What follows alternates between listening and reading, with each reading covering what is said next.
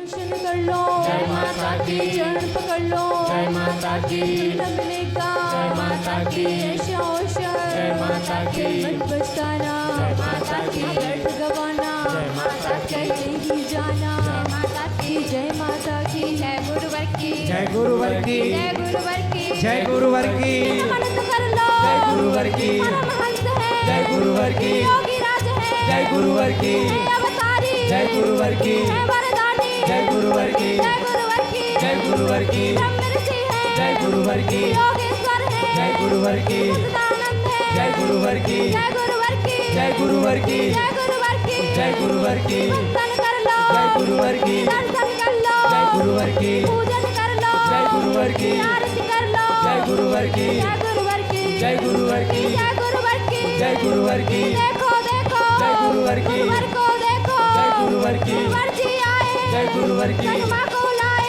जय गुरुवर की, जय गुरुवर की, जय गुरुवर की, जय गुरुवर की, जय गुरुवर की, बोलो भैया, जय गुरुवर की, जय गुरुवर की, जय गुरुवर की, जय गुरुवर की, जय गुरुवर की, परमहंस है, जय गुरुवर की, योगी राज है, जय गुरुवर की, जय गुरुवर की, जय गुरुवर की, शक्ति के दाता, जय गुरुवर की, शक्ति के दाता, जय गुरुवर की, ज्ञान के दाता, जय गुरुवर की, जय गुरुवर की, जय गुरुवर की, जय गुरुवर की, जय गुरुवर की, बोलो बोलो, जय गुरुवर की, गुरुवर जी आके, जय गुरुवर की, जय गुरुवर की, जय गुरुवर की। बोली आसक्ति जगजननी जगदम्बे माते की जय, सतगुरुदेव भगवान की जय, बोल सच्चे के दरबार की जय। 5 बार माँ और ओम का हम सभी सस्वर उच्चारण करेंगे।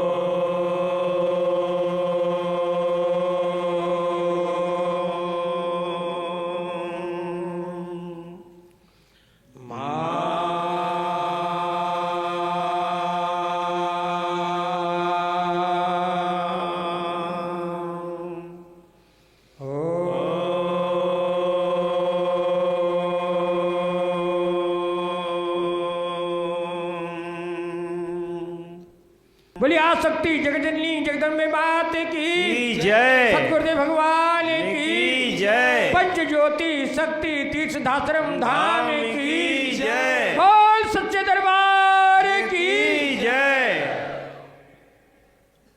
माता स्वरूपम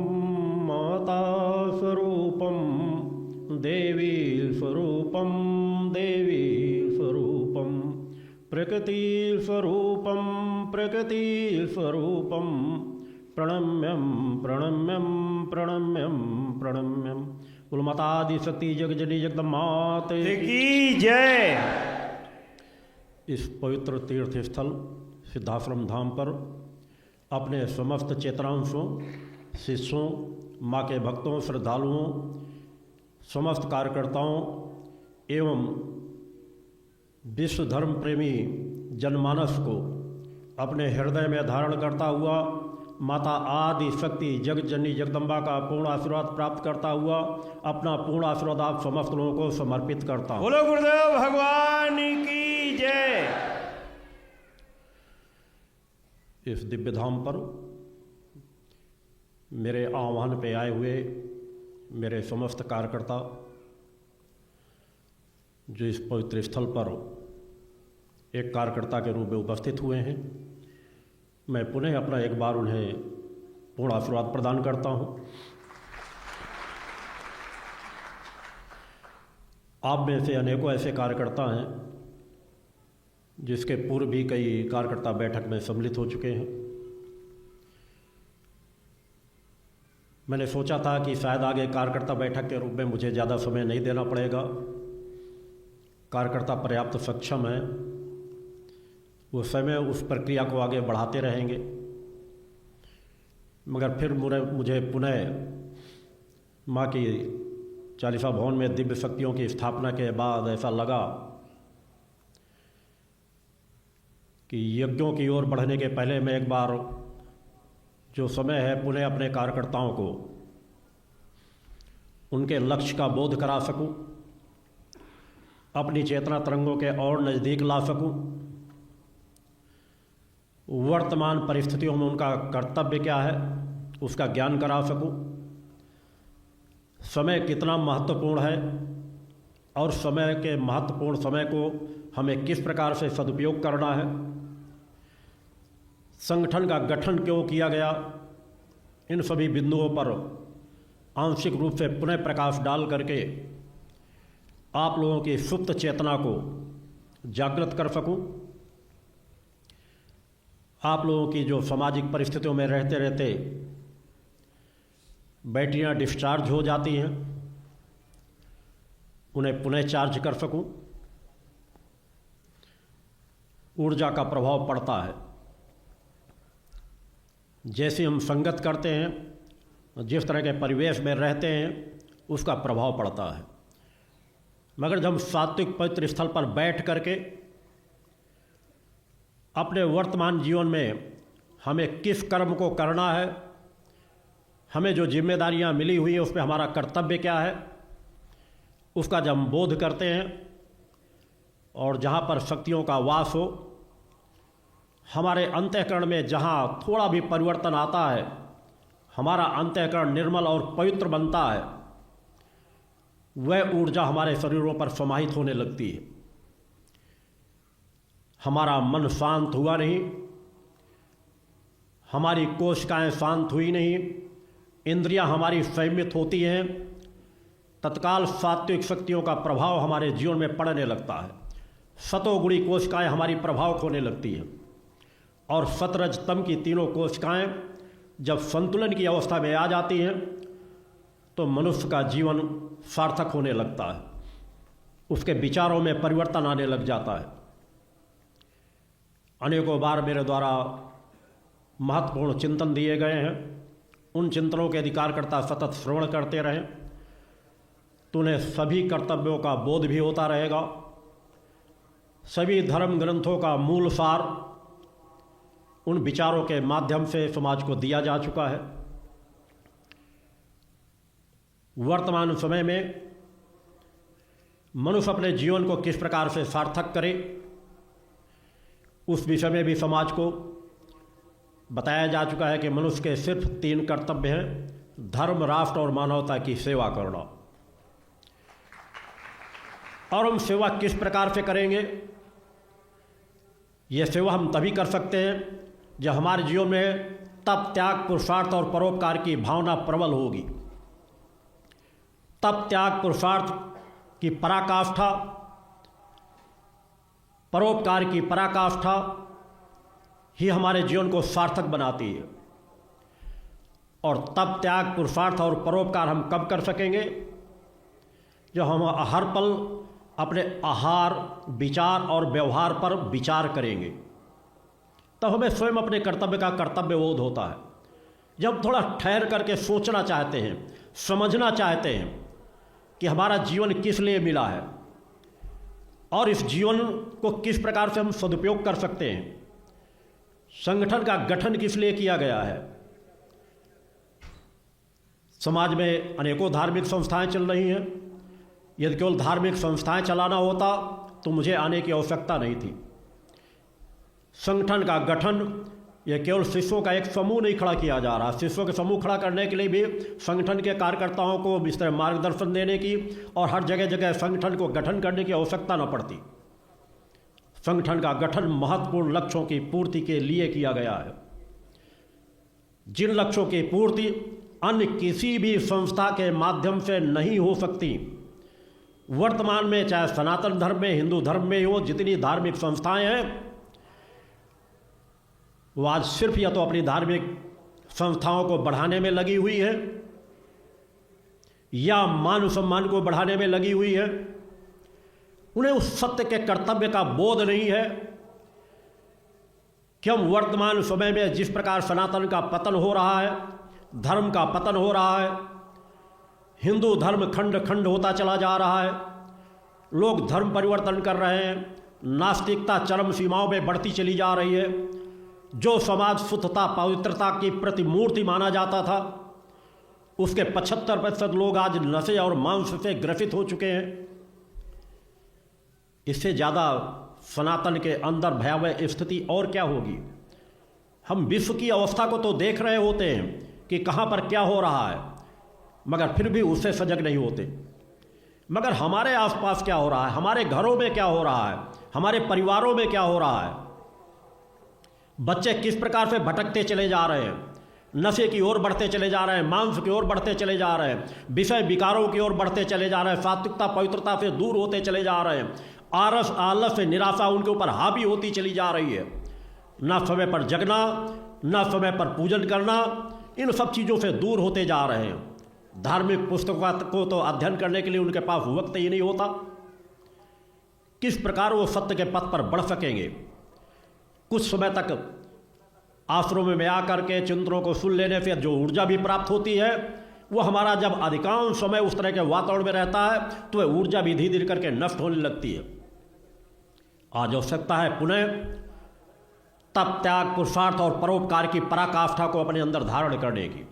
एक ऐसी पराकाष्ठा जिसमें अंश मात्र भी गुंजाइश न हो, एक ऐसा संकल्प जिसमें कोई विकल्प न हो।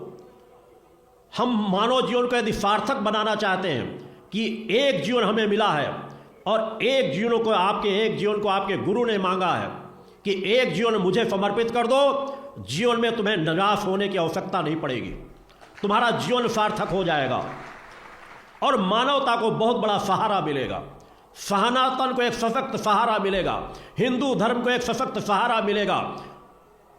तभी हमारा भारतवर्ष धर्म गुरु बन सकेगा। आज हम धर्मगुरु कह देने मात्र से धर्मगुरु नहीं बन सकते। मैंने उन बिंदुओं पर विचार किया है, शांत एकांत मां के चरणों पर बैठ करके, किस तड़पती कराहती मानवता को किस प्रकार से दिशा दी जा सकती है। अनेकों धार्मिक संस्थाओं का चिंतन भी किया, मगर लगा कि शायद मूल को कोई सींचना नहीं चाह रहा। हमारी जड़ें जहां से खोखली हो गई है, उन्हें कोई चेतना देना नहीं चाहता, उन्हें कोई खाद पानी देना नहीं चाहता। बस या तो शिष्यों का समूह खड़ा कर रहे हैं, या धार्मिक स्थलों का निर्माण कर रहे हैं, या बड़े बड़े जिस तरह महाकुंभ लगते हैं वहाँ बड़े बड़े समूहों की भीड़ में उपस्थित होकर के सिर्फ और सिर्फ अपना वैभव दिखाना चाहते हैं। उन धार्मिक स्थलों की पवित्रता जो पूर्व में हुआ करती थी, जिस श्रद्धा विश्वास से लोग नतमस्तक होने उन तीर्थ स्थलों के लिए जाते थे, उससे वह मानसिक भावना बहुत दूर होती चली जा रही है। संस्थाएं बढ़ रही हैं, संस्थाओं की कोई कमी नहीं, मगर फिर भी समाज पतन के मार्ग पे क्यों जा रहा है। इसलिए धर्म हमारा उथलेपन पर चला गया है कि हम विचार करते हैं कि किसी समय इसी सनातन में साधक और साधिकाएं जन्म लेती थी, ऋषि मुनि जन्म लेते थे, दिव्य साधु संत सन्यासी जन्म लेते थे, समाज सेवक जन्म लेते थे, जो त्याग और वैराग्य की प्रतिमूर्ति होते थे, जिनके पास वाक शक्ति हुआ करती थी, तप का बल हुआ करता था, समाज के लिए अपना सर्वस्व न्यौछावर करने के लिए हर पल तत्पर रहते थे। एक एक व्यक्ति करोड़ों करोड़ों लोगों के जीवन में परिवर्तन डाल देता था। मगर आज की परिस्थितियां अनगिनत संस्थाएं होकर के भी समाज को तो न तो नशे से मुक्त करा पा रही है, न उनके अंदर के नास्तिकता को मिटा पा रही है, न तप करने की ओर प्रेरणा दे पा रही है, जो हमारा मूल पूंजी हमारी, कि बिना तप के कुछ भी संभव नहीं है। यह पूरी सृष्टि तप के फलस्वरूप निर्मित है।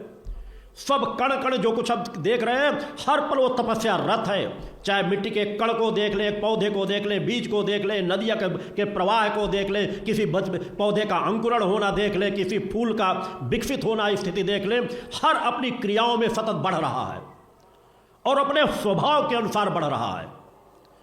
मगर इस सृष्टि की सबसे बड़ी कृति, जिसे मानव जीवन कहा जाता है, वो धीरे धीरे अपने पतन के मार्ग में बढ़ रहा है। उत्थान उससे दूर होता चला जा रहा है। उसकी स्वयं की क्षमताएं धीरे धीरे घटती जा रही हैं। चाहे वह उम्र के रूप में हो, चाहे शारीरिक क्षमताओं के रूप में हो, चाहे बल के रूप में हो, चाहे विवेक के रूप में हो, वो सभी क्षमताएं धीरे धीरे करके कम हो रही हैं। इसलिए आप लोगों के अंदर की या समाज के अंदर की जो भूख है वो किसी दूसरी दिशा में घूम गई है। पहले लोग सत्य के भूखे होते थे, धर्म के भूखे होते थे, संस्कारों के भूखे होते थे कि हम किस प्रकार अपने आप को संस्कारवान बना सके, हमारे बेटे बेटियां किस प्रकार से संस्कारवान बने, तपस्वी बने, त्यागी बैरागी बने, परोपकारी बने। मगर आज इसे पूरी मानसिकता भटक करके क्यों धन लोलुपता आ चुकी है कि हम किस प्रकार से और ज़्यादा धन अर्जित कर लें। वो भ्रष्टाचार से आए, अनीति से आए, अन्याय से आए, अधर्म से आए, बस हम केवल और केवल धनवान बन जाए। हमारे बेटे पढ़ लिख करके कोई ऐसी नौकरी प्राप्त कर ले जहाँ पर भ्रष्टाचार का पैसा हमारे घर में आना प्रारंभ हो जाए।